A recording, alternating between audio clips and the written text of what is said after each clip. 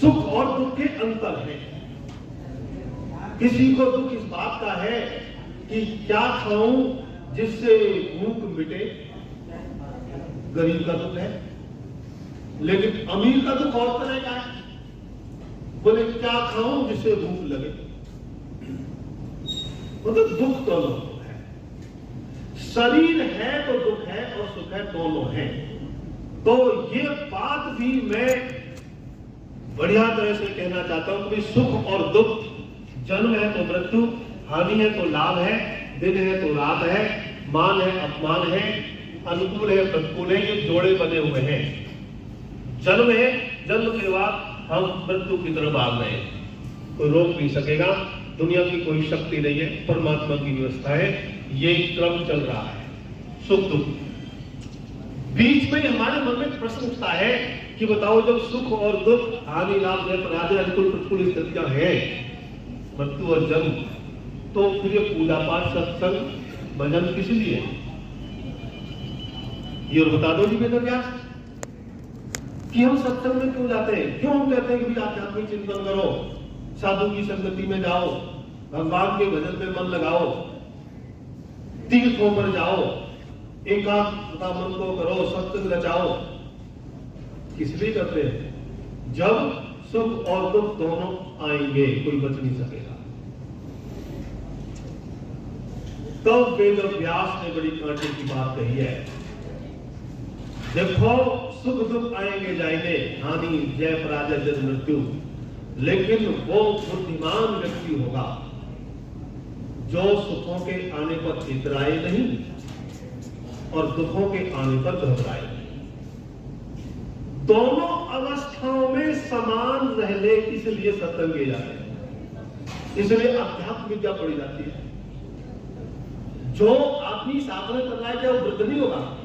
वृद्ध होगा, मृत्यु को प्राप्त होगा, लेकिन उसकी साधना, योग साधना उस वृद्धावस्था को, उस दुख को सहन करने की ताकत देगा। वो घबराएगा नहीं, रोएगा नहीं, चिल्लाएगा।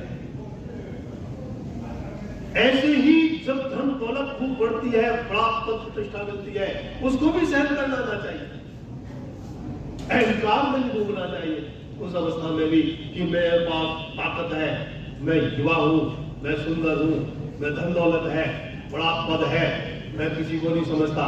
ऐसा नहीं, उसको भी नीचे एक जैसा रहना चाहिए। मैं उदाहरण देता हूं आपको। योगेश्वर भगवान कृष्ण है, जिनको भगवान को दर्जा देते हैं, योगेश्वर कृष्ण। योगेश्वर कृष्ण राजगद्दी पर बैठे हैं, अहंकार नहीं है, गद्दी का, शक्ति का। सुदामा का पता लगा कि तेरा मित्र है, गरीब है, तो उसको वो नंगे पैरी से मिलने के लिए जाते हैं और गले लगाते हैं। तो ये नहीं कहते कि ये गरीब है और मैं अमीर हूं, राजा हूं। अहंकार नहीं है, अहंकारी क्षण नहीं। जब उनको छोड़ना पड़ा राजगद्दी, बोले कि भाई मेरी अवस्था हो गई है और मैं भी तपस्या करने जाऊंगा जंगल में, भाई इस राजगद्दी को संभालो, मैं चला जंगल में। योगेश्वर कृष्ण भी छोड़ करके सारी दुनिया में जाते हैं। कोई अहंकार नहीं है राजगद्दी का। और संकट में भी दुखी नहीं हुए। संकट महाभारत में किस किस को आप लोगों ने देखा मरते हुए, उन्होंने भी खुद कईयों को मारा। और इतना हुआ कि उनका बेटा, इकलौता बेटा है प्रद्युम्न, उसको भी उन दुष्टों ने मना करते करते कृष्ण जी के सामने मार दिया। लेकिन चेहरे पर मायूसी नहीं है, चेहरे पर मायूसी नहीं है। सुख में कोई घमंड नहीं और दुख में मायूसी नहीं। बोले कि ये समानता का तत्व व्यक्ति नर से नारायण, पुरुष से पुरुषोत्तम और भक्त से भगवान बनने का दर्जा प्राप्त करता है। इसलिए भाई आध्यात्मिक परिचर्चा, चाहे आप भौतिक संसाधनों के लिए व्यापार करो, नौकरी करो, किसी विद्या को पढ़ो, देश में जाओ, विदेश में भी जाओ, कृषि करो और गो पालन करो, कुछ भी करो या अपने करने के लिए, लेकिन अध्यात्म विद्या सर्वोपरि वो सबके लिए चाहिए। अब देखो मर्यादा पुरुषोत्तम राम जी हैं, उनके सामने कितना कष्ट आया है। एक दिन कह दिया कि आपको राज्य तिलक होगा, राज तिलक राजा बनेंगे, आप तैयारी करो। अगले दिन समाचार आ गया, बोले कि राज तिलक नहीं होगा। भगवान राम की बात क्या हम पढ़ते हैं और ये कह दिया गया कि तुम्हें राजगद्दी नहीं, अभी तो अयोध्या में भी नहीं रहना है, 1 या 2 दिन नहीं, तुमने जाना है 14 वर्ष के लिए वन में। वन में कोई सुविधा नहीं होगी, कोई किसी तरह की सेवा करने वाले नहीं होंगे, जंगल के हिंसक जीव जंतु, राक्षसों का बोलबाला, कहां तो राजगद्दी और कहां जंगल में। और वशिष्ठ ऋषि लिखते हैं आहूतस्य विषेकाय विशिष्टस्य बनाय च। जब उनको राजगद्दी की बात कही तभी मैंने चेहरे को देखा उनका, और जब वन की बात कही तभी मैंने भगवान राम के चेहरे को देखा। पर राजगद्दी का नाम सुन करके कोई अहंकार नहीं, और जंगल की बात को सुन करके उनके चेहरे पर मायूसी। ऐसी राम का चेहरा, जैसे प्रातः काल सूर्योदय होता है तो देखो पूर्व दिशा में लालिमा होती है, और वही सूर्य जब शाम को अस्ताचल को जाता है तो पश्चिम दिशा में लालिमा होती है। उदयकाल संपत्ति का प्रतीक और विपत्ति सायंकाल विपत्ति का प्रतीक। ऐसे ही भगवान मर्यादा पुरुषोत्तम राम का चेहरा भी ऐसा ही, और वो कब रह सकता है? वो तब रह सकता है जब हम अध्यात्म चिंतन करेंगे, आत्मा के स्वरूप को जानेंगे। इसलिए बनकर सूरज चांद गगन में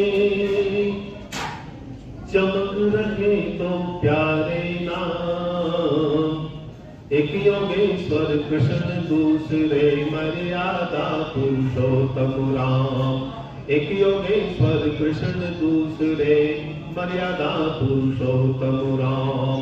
राम सेवा सत्य वचन और निर्भयता को धारा, मानव की हर मर्यादा ने अपना रूप निखारा। मानव की हर मर्यादा ने अपना रूप निखारा। मात पिता की आज्ञा पाकर राम ने संकट झेले। मात पिता की आज्ञा पाकर राम ने संकट झेले। 14 वर्ष वनों में रहकर हर मुश्किल से खेले। 14 वर्ष वनों में रहकर हर मुश्किल से खेले। जिनको निज आदर्श मान कर गुण गाए संसार तमाम। एक योगेश्वर कृष्ण दूसरे मर्यादा पुरुषोत्तम राम। जीवन में भगवान कृष्ण ने, जीवन में महाराज कृष्ण ने अद्भुत बल दिखलाया। दुष्ट जनों का इस धरती से नामो निशान मिटाया। नहीं मिलता इतिहास कहीं पर कृष्ण सुदामा जैसा। निर्धन और धनवान में जब दीवार बना नहीं पैसा। निर्धन और धनवान में जब दीवार बना नहीं पैसा। मानवता खिल उठी दिया जब गीता का पावन पैगाम। एक योगेश्वर कृष्ण दूसरे मर्यादा पुरुषोत्तम राम। बनकर सूरज चांद गगन में चमक रहे दो प्यारे नाम। एक योगेश्वर कृष्ण दूसरे मर्यादा पुरुषोत्तम राम। सच्चाई के रास्ते पर चलने की कोशिश हम करते हैं और करना चाहते हैं तो एक काम जरूर करना होगा, उससे बढ़कर के और कोई काम हो नहीं सकता, और भी हो सकते हैं। और वो ये काम है कि निरंतर मृत्यु का चिंतन करना चाहिए। हम दीप कब जलाते हैं? जब अंधकार महसूस होता है। जब अंधकार हो गया, लाइट ऑन करो, दीप जलाओ, मोमबत्ती जलाओ। अंधकार को हम अनुभव करते तब दीप जलता है। ठीक ऐसे ही जो व्यक्ति मृत्यु को महसूस करेगा और आनी है लेकिन हम आंखें बंद कर लेते हैं, वो अमृत की तलाश में निकले। इसलिए असतो मां सद्गमय तमसो मां ज्योतिर्गमय मृत्यु मां मृतम गमय। ये ऋषियों का है कि अमृत से, मृत्यु से हम अमृत की ओर चले। ये करना ही होगा। अष्टावक्र जी ने सिखाया था राजा जनक को। राजा जनक विदेह की उपाधि प्रधान जी, आप आज्ञा जाओ, प्रधान जी आप आज्ञा जाओ। तो अष्टावक्र ने राजा जनक को सिखाया मृत्यु का। कैसे सिखाया? उनको विदेह की उपाधि दे दी। एक संत आया और वो कहने लगा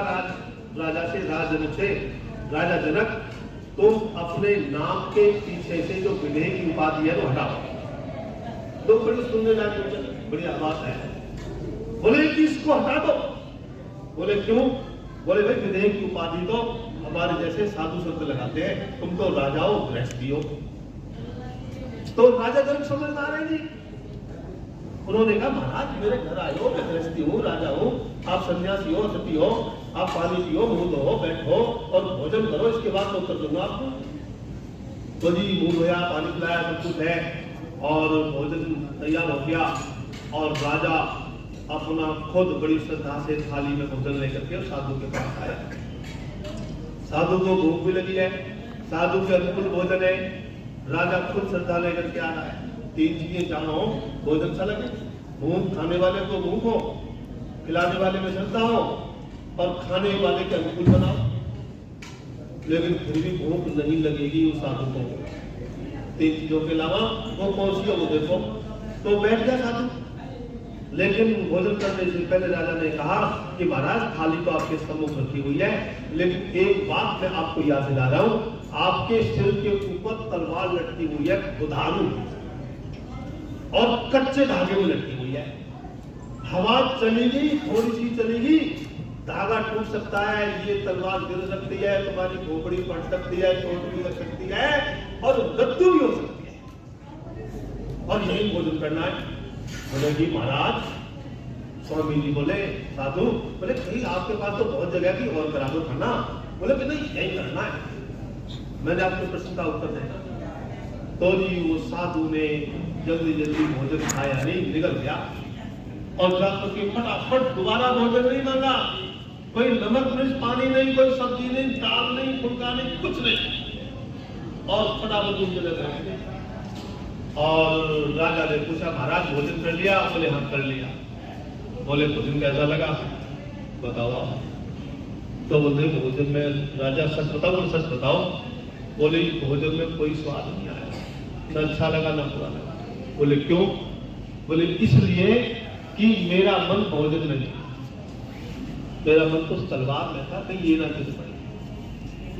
राजा जनक ने कहा कि सुनो महाराज, आप तो जब भोजन कर रहे थे तभी आपने तलवार रूपी मृत्यु देख रहे थे, अनुभव हो रहा था, और मेरे गुरुष्टापक ने तो मुझे 24 घंटे मुझे मेरी मृत्यु के दर्शन करा दिए हैं कि तुम अपनी मृत्यु को देखो, लेकिन कर्तव्यों को नहीं छोड़ना है। तुम राजा हो, राजा के कर्तव्य का पालन करो, तुम गृहस्थी हो, गृहस्थ के धर्म का पालन करो, लेकिन इनको छोड़ करके नहीं भागना है। भागना नहीं है, जागना है। भागो मत जागो, एक पुस्तक छोटी सी हमने लिखी है, भागो मत जागो। भागना नहीं है, जागना। तो भाई ये ऐसे तो उस व्यक्ति ने, राजा जनक को विदेह कहलाए और वो मुक्ति के पथ पर चले, साधना के पथ पर चले, राजनीति होते हुए भी। किस कारण से? क्योंकि उन्होंने मृत्यु के दर्शन देखे। ये हमें देखना होगा, कोई दूसरा मार्ग नहीं है। महापुरुषों में देखिए, घबराने की जरूरत नहीं है। हम भी इसी पंक्ति में जुड़े हुए हैं और हम भी वहीं पहुंचेंगे, इसमें कोई संदेह नहीं है, शक नहीं है। जन्म होना होगा, इसमें शक हो सकता है, लेकिन शरीर की मृत्यु में कोई शक नहीं, संदेह नहीं। इसलिए संसार के कार्यों करते हुए, भाई लंबी कहानी है, दिवंगत आत्मा को श्रद्धांजलि इसको सुनने का ऐसे अवसर पर मन करता है। आर्य समाज से जुड़ी हुई रही, स्त्री समाज में आते रहे, परिवार जुड़ा हुआ है पूरा तक, इनके पुरखे भी, और रामामंडी से बहुत लोग आए हुए, आर्य समाज से जुड़े हुए। हमारे इनके परिवार से जो धुरी के वानप्रस्थी जी, प्रेम प्रकाश जी, तो ये विद्वानों का परिवार, और इसी श्रृंखला में ये सरदार भक्ति से ये सब लोग यहाँ पधारे हुए। मैं थोड़ा समय जैसा होगा उसी 2 बजे तक ये कार्यक्रम चलना है, तो मैं राम कुमार जी जो प्रचार मंडल के प्रधान हैं और इस परिवार से जुड़े हुए, मित्र साहब से जुड़े हुए, प्रचार मंडल के अधिकारी हैं हमारे राजनेता जी, तो उनसे निवेदन करूंगा कि वो चंद मिनटों में अपनी बात रखें और आपसे विनती प्रार्थना है। और इस सारे कार्यक्रम को भाई जो हमारी माता जी कांता जी का पौत्र है उमेश और उनकी पौत्रवधू साक्षी। इन बच्चों ने बढ़िया तरह से संस्कार और सारी कथा ये, और रतन जी भी लगे हुए उनके पुत्र हैं, तो ये सारा कार्यक्रम चलता रहा है। मैं श्री राम कुमार जी आज से निवेदन हूँ कि वो अपने विचार रखें।